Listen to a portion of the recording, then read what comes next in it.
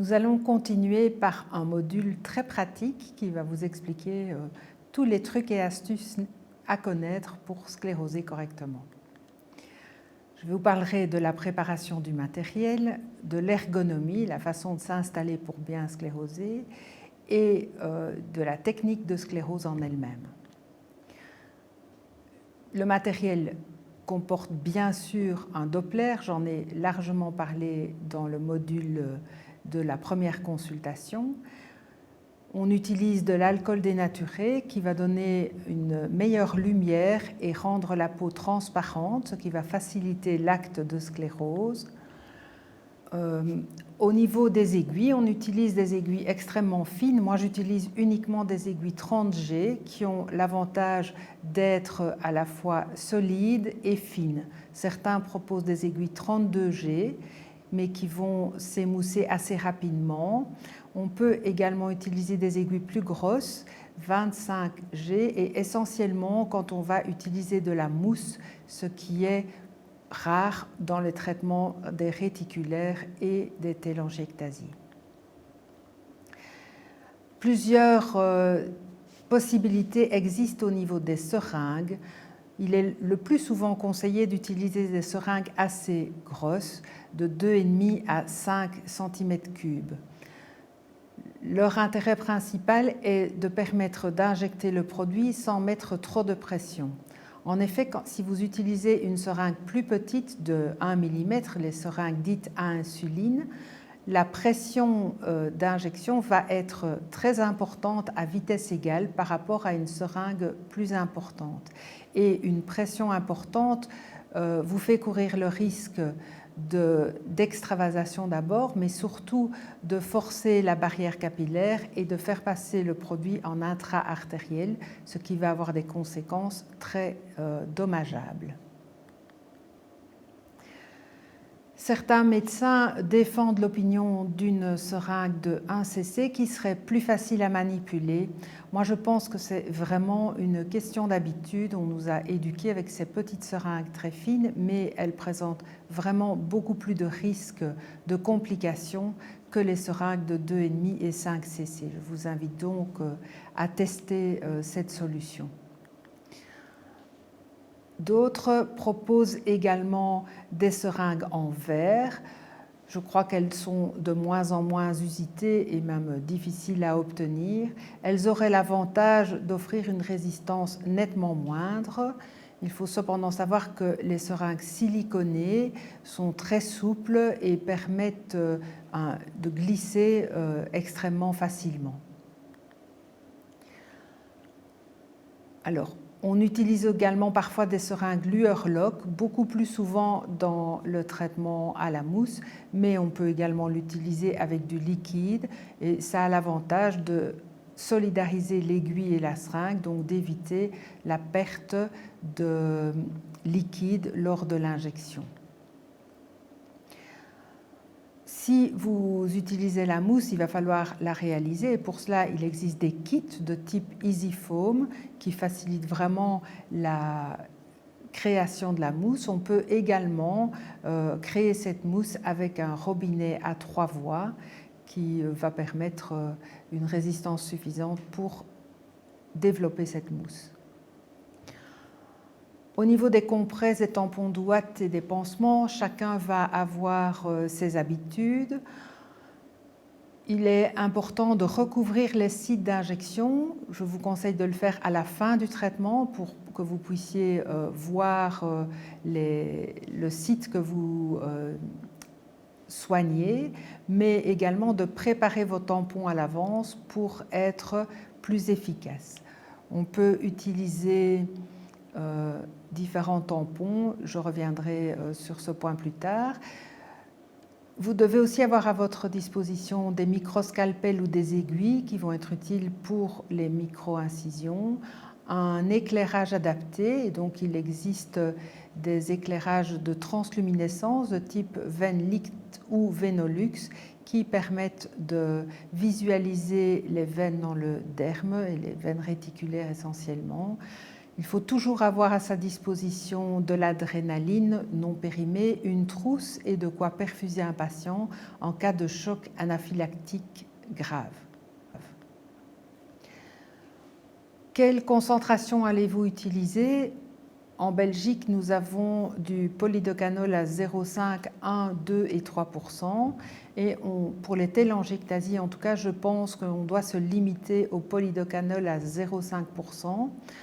Certains proposent d'augmenter les concentrations si le résultat n'est pas satisfaisant, mais je pense que quand le résultat n'est pas satisfaisant, c'est qu'on a oublié des veines alimentantes de cette télangiectasie et qu'il vaut mieux rechercher les veines alimentantes plutôt qu'augmenter la concentration dans les télangiectasies. Ça va augmenter le risque d'inflammation importante, voire de matting ou de pigmentation, j'y reviendrai. Et donc, le traitement des varices réticulaires qui sont un petit peu plus profondes et qui vont alimenter les télangiectasies, elles aussi peuvent répondre à un traitement par polydocanol 0,5% et parfois, lorsqu'elles sont résistantes, à une concentration un peu plus élevée de polydocanol 1%. Une concentration trop élevée de polydocanol, mais malheureusement on ne le verra que trop tard, va être responsable d'abord d'une inflammation plus importante et d'une formation de sclérus ou de petits caillots plus fréquentes et douloureuses, d'une pigmentation secondaire nettement plus importante, d'un matting, c'est-à-dire de développement de micro-télangiectasie autour de la zone de sclérose, et dans les cas vraiment plus sévères, d'une nécrose cutanée. Il vaut donc toujours mieux commencer par des petites doses de polydocanol à 0,5% et vérifier qu'on a bien sclérosé toutes les veines alentour de la zone à scléroser avant d'augmenter les concentrations. Dans le cas qui nous occupe, c'est-à-dire les microscléroses, la forme liquide est la forme préférentielle. Dans certains cas rares, sur lesquels nous n'allons pas nous étendre ici, on peut traiter les réticulaires avec la forme mousse. Il faut cependant savoir que la forme mousse est beaucoup plus puissante, même à 0,5%, que la forme liquide et donc risque d'être trop puissante pour ce type de varices et provoquer des réactions inflammatoires, du matting et des pigmentations très importantes. Certains proposent, quand on utilise deux concentrations, de préparer en même temps deux seringues pour faciliter le traitement. Je vous avoue que moi je dépasse extrêmement rarement les 0,5% et donc je n'ai pas besoin de préparer une deuxième seringue de 1% dans le même temps de consultation. Alors, on a un chapitre sur la dilution des produits. Certains médecins sont tentés de diluer les produits. Il faut savoir que nous ne sommes pas des pharmaciens et donc qu'en diluant le produit, on va modifier les caractéristiques initiales du produit et qu'on va prendre des risques. Des risques d'abord au niveau de la stérilité, des risques au niveau de la conservation. Le polydocanol, c'est un détergent donc, composé de micelles avec une tête hydrophile et une tête hydrophobe et on va pouvoir modifier la concentration nécessaire de micelles au sein du produit et donc rendre ce produit moins efficace. Également, le mélange de polydocanol et de NaCl risque de modifier le pH et donc de rendre le produit trop acide et trop agressif, et voire dangereux pour le patient.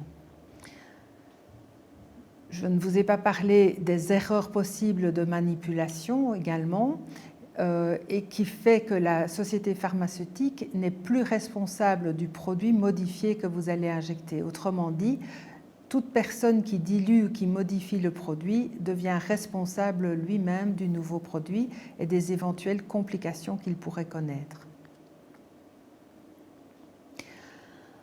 Il faut savoir qu'aucune étude dans la littérature n'a jamais été réalisée à partir de produits dilués et donc la plupart des médecins belges évitent de diluer le produit sclérosant. Je vous ai déjà parlé un petit peu de la mousse et ce n'est vraiment pas une indication, en tout cas aux concentrations qui sont disponibles en Belgique, c'est-à-dire 0,5%, de proposer des scléroses à la mousse à cette concentration. Vous risquez vraiment au mieux des microthromboses du matting et des discolorations autour de la zone sclérosée. On risque également plus de complications de type trouble visuel. Je pense qu'à ces concentrations-là aussi et sur des veines aussi superficielles, vous risquez des nécroses cutanées assez étendues et surtout inesthétiques. De plus, la procédure de transformation du liquide en mousse n'est pas standardisée, il n'existe pas d'études et cette forme mousse à la concentration de 0,5% n'est pas validée, ni en Belgique ni dans les pays limitrophes. Nous ne connaissons pas le rapport idéal entre air et produit.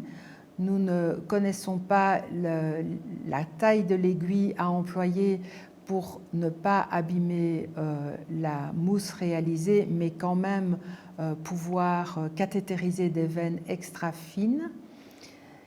Et donc le choix de cette concentration de polydocanol, je pense, va dépendre du contexte clinique, mais dans ma pratique quotidienne, je n'en ai pas d'utilité. Je vous en ai déjà parlé, mais si vraiment vous voulez faire de la mousse, sachez qu'il existe des dispositifs médicaux qui sont composés d'une seringue, d'un embout et d'air stérile qui permettent de réaliser une mousse standardisée et stérile de polydocanol. Une fois que vous avez choisi votre matériel, vous allez vous installer et il est important de s'installer confortablement pour pouvoir traiter le patient. Alors, il faut d'abord installer le patient confortablement, je vais y revenir, mais également choisir une bonne hauteur de table, une table que vous pouvez mobiliser et mettre en Trendelenburg en cas de malaise. Il faut vous-même être dans une position stable en appuyant correctement ses mains et ses bras, être détendu et avoir un bon éclairage. Il faut savoir que les néons, les lampes TL sont nettement meilleures que les spots, elles donnent moins d'ombre et une lumière plus uniforme. Quelques petits conseils pratiques. Moi, je vous conseille vivement d'aller observer vos collègues lors d'une séance de sclérothérapie. Vous apprendrez énormément de petits trucs. Vous pourrez comparer vos pratiques et vous verrez que chacun a ses propres méthodes et petites astuces qu'il oublie de partager et également parfois son propre raisonnement. Vous pouvez également, bien sûr, profiter des workshops qui sont organisés un petit peu partout et qui permettent à tout le monde de partager son expérience. Quand vous sclérosez, il faut être calme et détendu. Il ne faut pas faire ça entre deux portes ou deux interventions chirurgicales. Il faut parfois aussi accepter qu'on n'est pas dans un bon jour et donc proposer au patient un nouveau rendez-vous qui permettra de scléroser de façon plus calme et plus détendue, d'avoir de meilleurs résultats. Vous allez installer le patient. La plupart du temps, on sclérose toujours couché. Les scléroses en position debout, comme elles étaient faites il y a 40 ans, doivent être oubliées. Ça permet d'abord au patient d'être beaucoup plus détendu, mais également de vider les veines et donc de diminuer le risque de thrombus post-sclérotique et diminuer également, je pense, l'inflammation au niveau de ces veines. Le patient doit être mis dans une position confortable pour lui-même mais également pour le médecin et donc dans des zones qui sont difficiles d'accès, il ne faut pas hésiter à mettre le patient en position latérale, voire pour que les jambes ne se retrouvent pas en porte-à-faux. Une fois le patient installé convenablement, on va désinfecter à l'alcool. Je vous ai déjà expliqué l'intérêt de l'alcool qui rend les télangiectasies nettement plus visibles. On va devoir ensuite identifier la veine qu'on va scléroser et on va toujours commencer évidemment par les veines qui alimentent les télangiectasies. On va donc partir de veines les plus importantes, les plus grosses vers les plus petites et en général de l'amont vers l'aval. Donc on aura les veines les plus hautes et les plus épaisses vers les veines les plus distales et les plus fines. Pour pouvoir repérer ces veines alimentantes, il est souvent très utile d'utiliser des lumières LED transluminescentes qui vont permettre de visualiser les veines sous-cutanées alimentant les téléangiectasies plus superficielles. Le risque d'injection intra-artérielle est rarissime.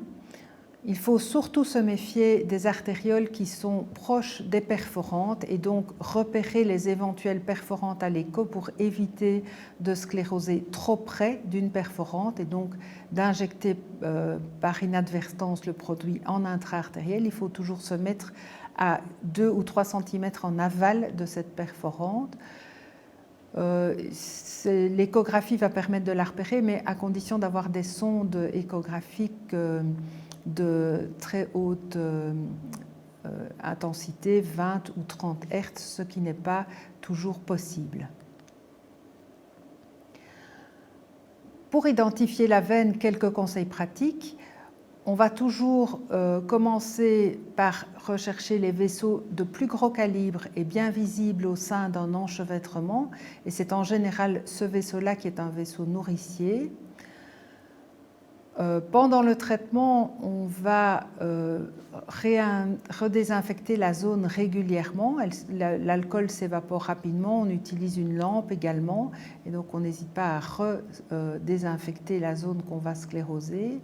Quand on a un enchevêtrement qui est particulièrement compliqué, on a souvent plusieurs veines nourricières et donc je vous propose de les injecter les unes après les autres. Un bon signe que la sclérose est complète, c'est que les veines superficielles ne se remplissent plus une fois qu'on a fait disparaître toutes les veines nourricières qui sont périlésionnelles. Alors, les veines sont extrêmement superficielles. Quand on débute, on a toujours tendance à piquer trop profondément. Il faut tenir l'aiguille pratiquement parallèle à la peau et ponctionner de manière tangentielle. Certains plient l'aiguille, c'est une question d'habitude, ce n'est pas obligatoire et ça la rend plus fragile. En général, si vous n'avez pas de reflux dans l'aiguille en piquant, dans des téléangiectasies, on n'en a pas toujours, mais dans des réticulaires, on doit en avoir une. C'est très souvent que vous avez piqué trop profondément et qu'il faut reculer un petit peu l'aiguille plutôt que de l'avancer pour revenir dans la veine qu'on a transfixiée. Le praticien doit s'habituer à travailler à une seule main avec son aiguille, donc avec sa seringue, utiliser la seringue et le piston en une seule main et utiliser l'autre main pour tendre la peau et éviter les mouvements parallèles qui rendent la ponction difficile. Vous ponctionnez la veine d'une seule main, vous essayez éventuellement d'avoir un reflux mécanique. Il est souvent inutile de le faire dans une réticulaire. Le reflux se fait spontanément à l'origine de l'aiguille qui est transparente et donc vous êtes sûr d'être dans la veine. Je vais y revenir. Une fois que cette aiguille est tachée, il est utile de la changer si vous devez piquer une autre veine car vous n'aurez plus la possibilité de voir le reflux si l'aiguille est déjà remplie de sang, donc n'hésitez pas à changer d'aiguille. Il faut également changer d'aiguille quand elle s'émousse, donc après 7 ou 8 ponctions en général.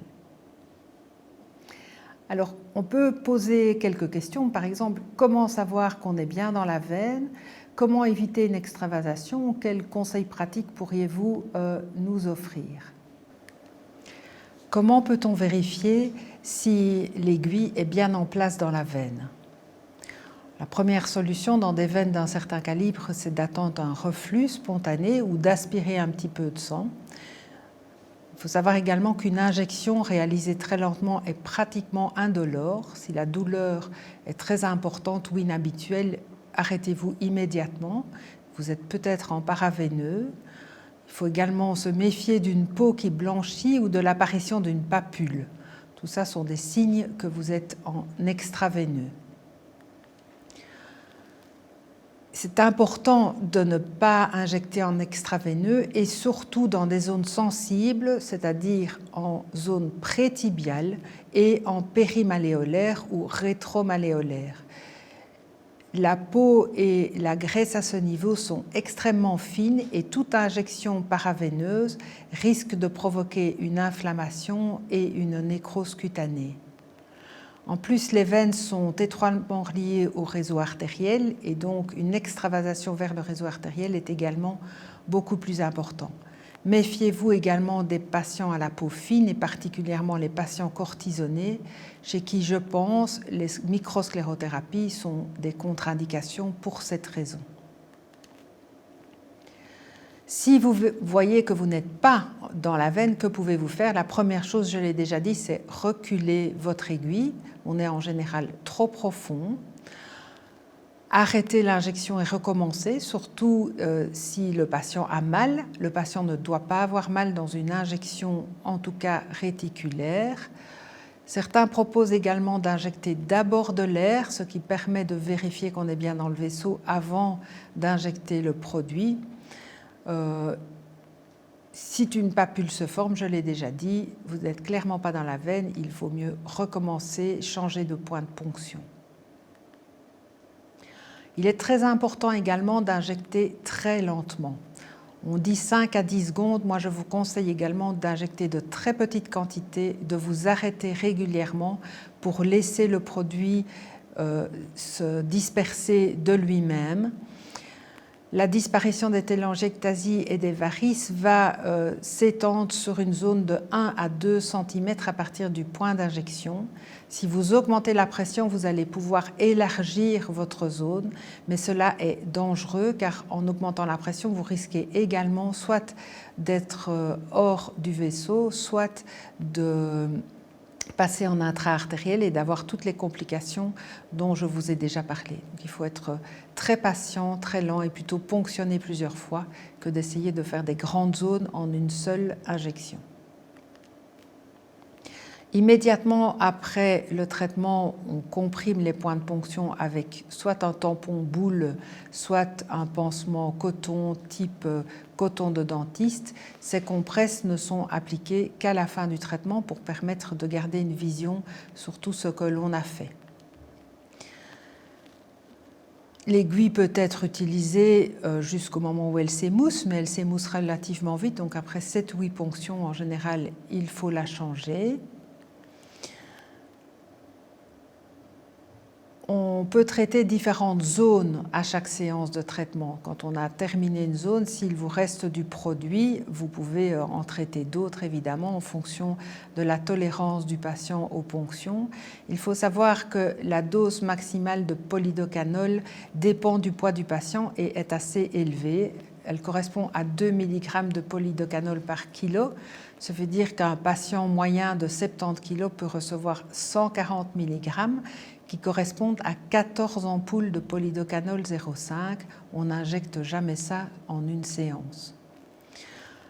Vous devez aussi savoir que les vaisseaux réagissent immédiatement à la sclérose. Vous allez d'abord le voir disparaître et puis réapparaître sous une forme légèrement rosée inflammatoire, ce qui confirme que le produit a bien diffusé dans le vaisseau et qu'il est en train de disparaître.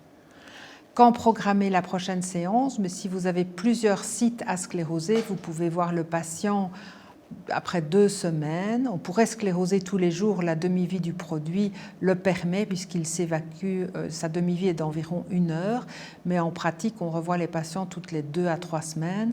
Si c'est pour vérifier l'efficacité du traitement, il vaut mieux revoir le patient plus tard, 2 à 3 mois plus tard, le temps que les hématomes et l'inflammation aient disparu.